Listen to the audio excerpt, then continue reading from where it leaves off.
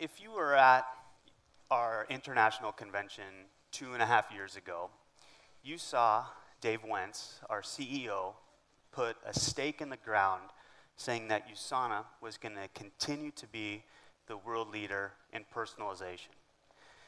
This is going to start with the brand.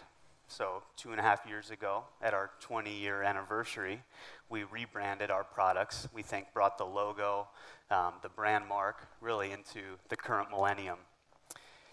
Last year, at our international convention, you saw all the fantastic changes we made to the business and the business opportunity, lowering the prices, making the pricing more universal and easier to understand.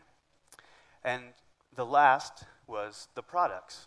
So again, 2.5 years ago, we rebranded the products.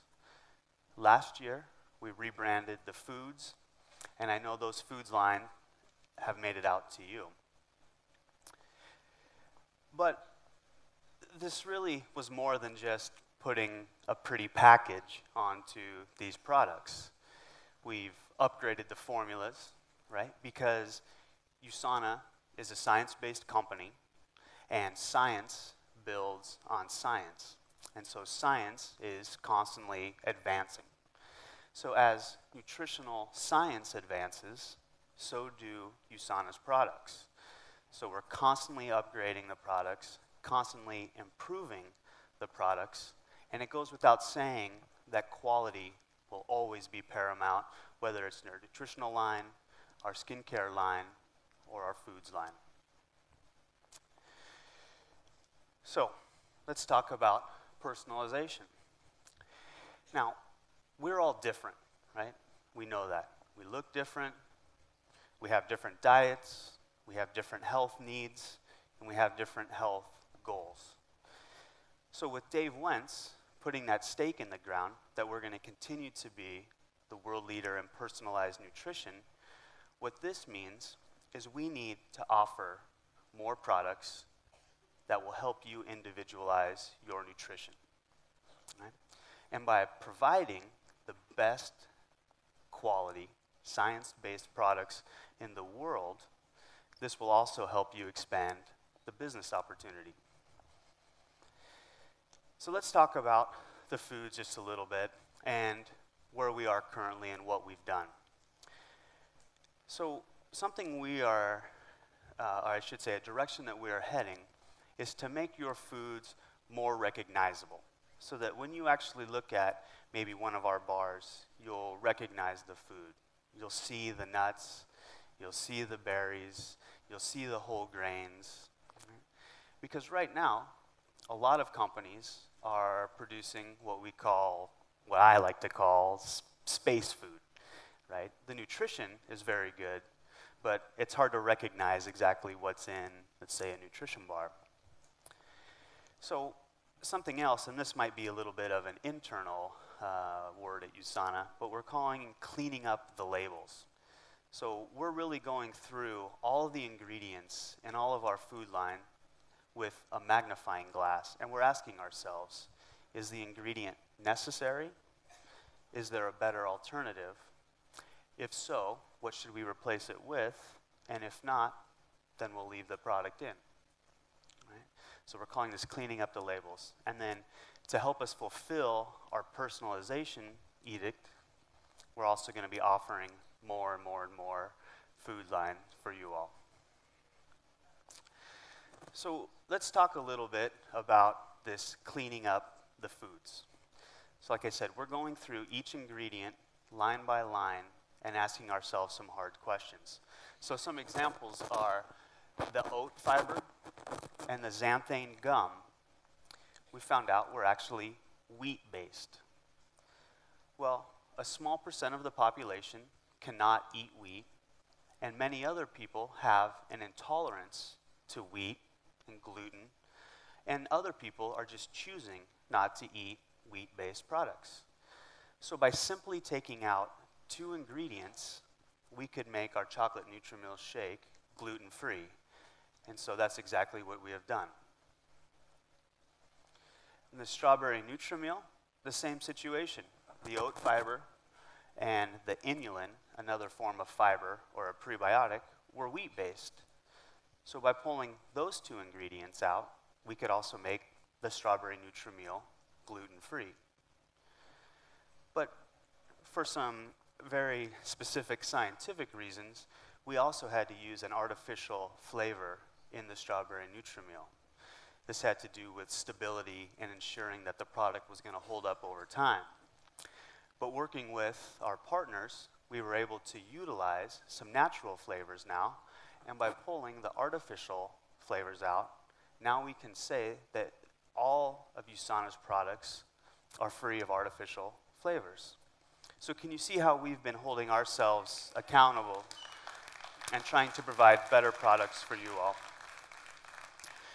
And so that's where last year at convention, we rolled out our new foods line, and I know now that you all have them here already.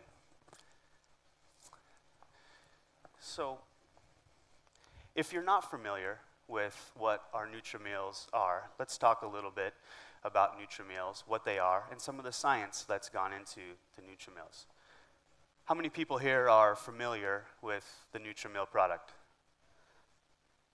How many people have never heard of a Nutrimeal? You're brand new. So our Nutrimeal is designed specifically to be a meal replacement, okay? It's going to provide all the nutrition you need where you can substitute one of your meals with one of these shakes.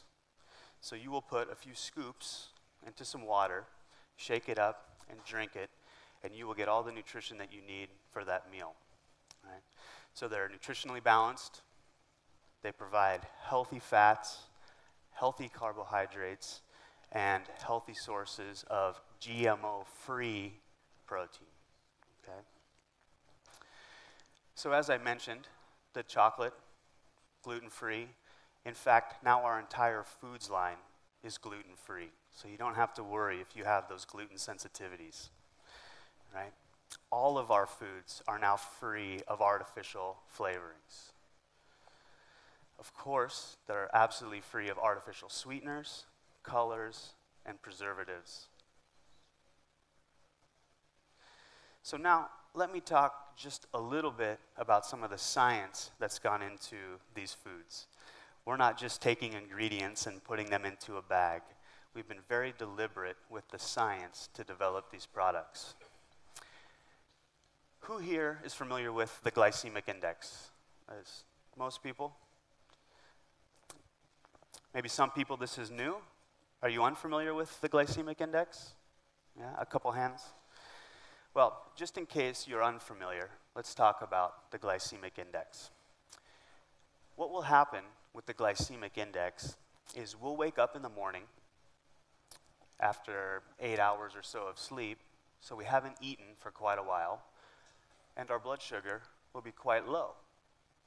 We'll wake up, maybe have our cup of coffee, we'll eat breakfast, and as our bodies digest the food, our blood sugar starts to rise. Now, the glycemic index is nothing more than a measure of the glucose that's in our blood. Okay, so as we digest the food, we're releasing glucose, and it's getting into the bloodstream, and our blood levels rise. As our blood levels rise, our bodies secrete insulin. Insulin is the hormone that tells our cells that there is food available. So our cells will start to absorb all of that glucose and utilize it however it needs. So as we start to utilize that glucose, the levels start to come down. And as they come down, we get hungry again. And so it triggers our cells to eat, and the cycle repeats throughout the day, through every meal. That's the glycemic index. Now the problem is when we eat high glycemic foods. Okay? So high glycemic foods means that that glucose that's in our food is released very quickly. So literally, our blood glucose shoots like we're going to the moon. Right? It very quickly gets very high. And there are two danger zones when you eat high glycemic foods. One is at the very top. So have we ever cooked meat? You're familiar with this cooking process? The steak starts out very red, right? And you put it on the grill, and it turns what color? Brown. This is actually a very specific chemical reaction that's occurring between some amino acids, creatinine, and sugar, right? Glucose. Okay? That's why the meat turns brown. When your blood sugar is very high, the same thing is happening inside of your blood vessels. You are literally slow cooking the inside of your blood vessels.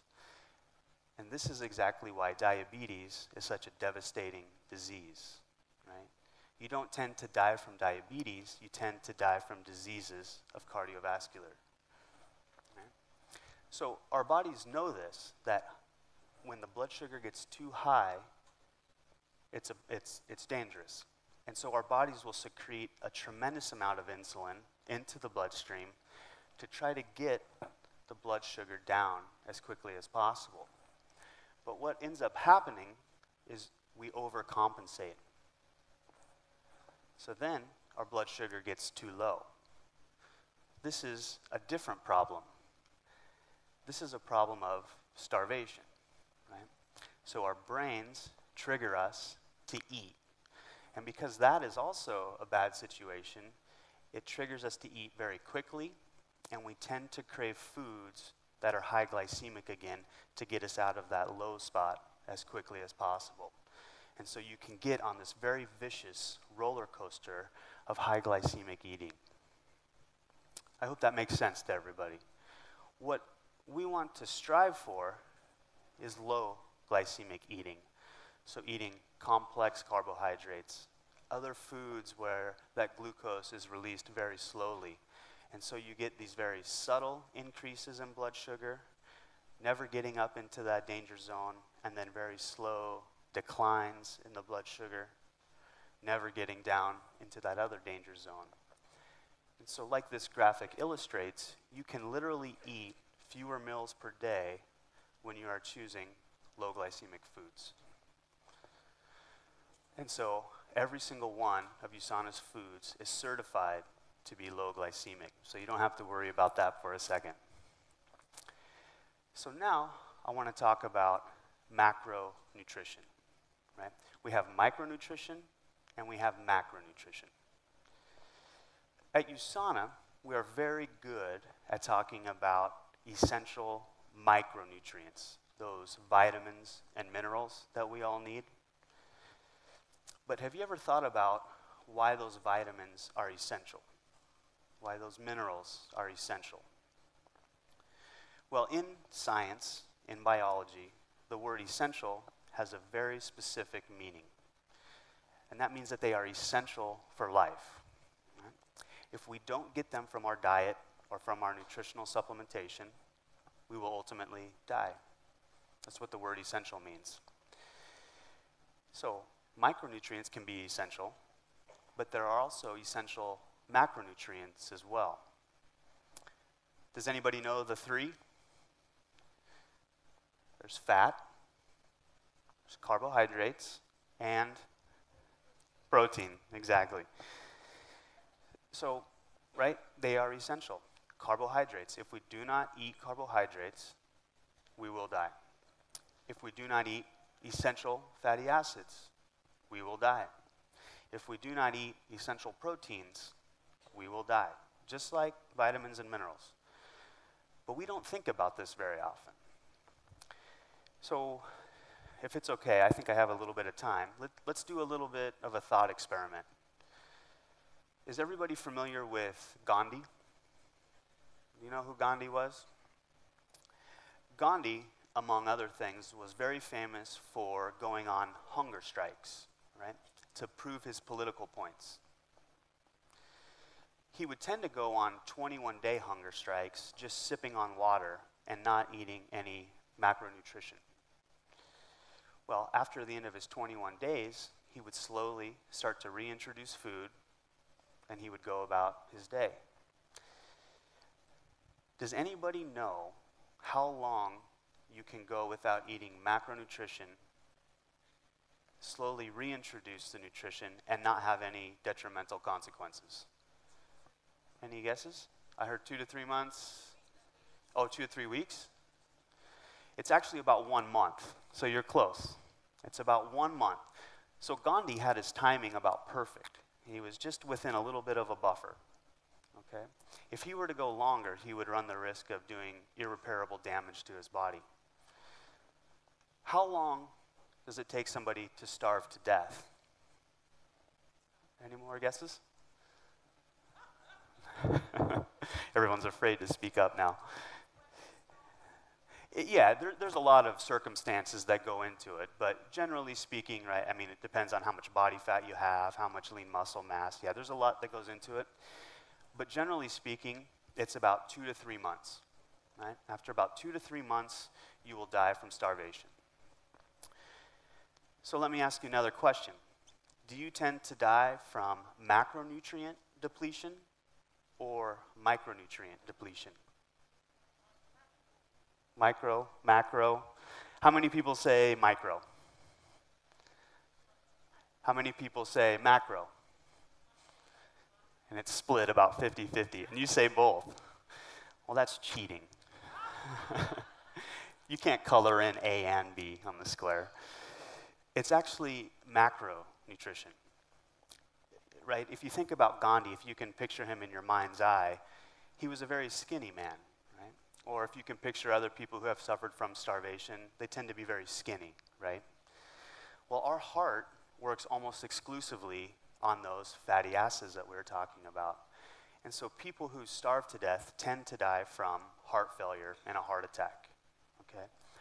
So you can argue, in the short term, macronutrition is much more important than micronutrition.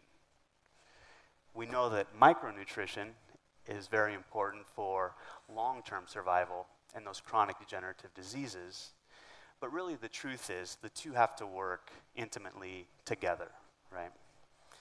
So we do that little thought experiment to hopefully illustrate the point, how important it is to think about eating those healthy macronutrients, the carbohydrates, the proteins, and the fat. Now, of those macronutrients, the thing that we are composed of the most is protein. And so we think long and hard about the sources of protein that we have in our foods line and in our NutriMeal shakes. And so we will utilize a number of different sources of protein to make sure we are providing not essential protein, but the essential amino acids that compose those proteins, right? And there's 20 of them. Now, there was a scoring model that was developed in the early 90s called PDCAS. And it's a scientific term that stands for Protein Digestibility Corrected Amino Acid Score. So you can see why we abbreviate it. But what this means is after you've eaten a source of protein, we have digested it, that it is still providing 100% of those amino acids, those essential amino acids that we need. Because if it's not providing you with all of those essential amino acids that you need, you may as well be eating no protein. It's that important that we get all of those amino acids. Now, I get the question all the time, why don't we only have a pea protein product? Or why don't we have a rice-only protein product? Or why don't we have a hemp-only protein product, et cetera, et cetera, et cetera? And the answer for all of those is those protein sources alone do not provide 100% of those essential amino acids that our bodies need. So we will utilize all sorts of different protein sources to make sure that we are providing you 100% of those essential amino acids that you need. One source that we utilize in our vanilla NutriMeal is soy. Soy is a tremendous source of protein. It provides all of those essential amino acids that our bodies need. It's great, it's a dairy alternative, and it's also vegetarian. So if you have issues with dairy, this can be a great option for you. Now, we also utilize a number of protein sources in our Dutch chocolate and our strawberry Nutri-Meal. So we utilize dairy proteins, and we also utilize pea and rice protein. And when you actually look at the PDCAS score of these two products, these are the two products where you actually get more bang for your buck. These two are providing more of those essential amino acids than just the soy protein alone. So by blending all of those different proteins together, we're giving you as many of those essential amino acids as we possibly can. And so if you have issues with soy, this can also be a great alternative. Right? But let me quickly talk about genetically modified foods and genetically modified organisms. So this is a legal document that I pulled out of our files at USANA. And I know this is an issue that's very important here in Europe. We have these legal documents on file, and what this says, summarizing, is that we certify that not just the food is free of GMOs, but that the entire supply chain is free of genetically modified organisms. And it's not just our foods line, it's actually our entire product line is free of genetically modified organisms. So utilizing all of that science that's gone into the products, thinking very deliberately about the ingredients that are in our foods products, these can also be a great tool to utilize in a weight management program, right? They're very convenient. You can literally take them anywhere.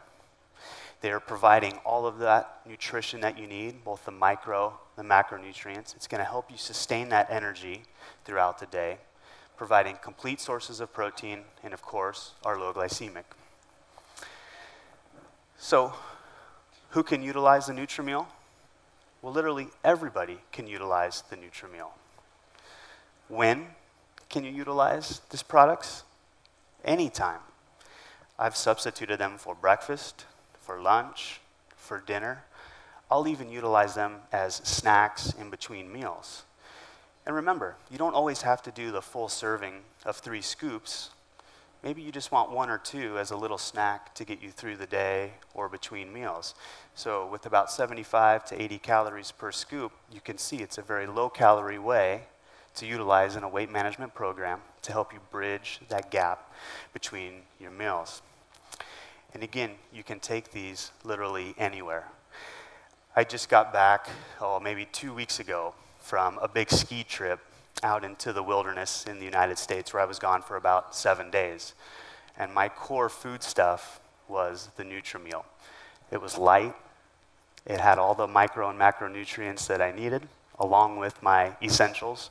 And I packed them into the woods with me. And I knew I was getting great nutrition and was starting my day off right. So I want to just leave you with saying, this is the beginning. And we are working very diligently and very hard to ensure that we are providing you all with the best food products on the market. This is just the beginning, and so look for more and more improvements down the road. So with that, I'd like to thank you very much for coming out this morning, and I hope you've learned just a little bit about our foods line. Thank you.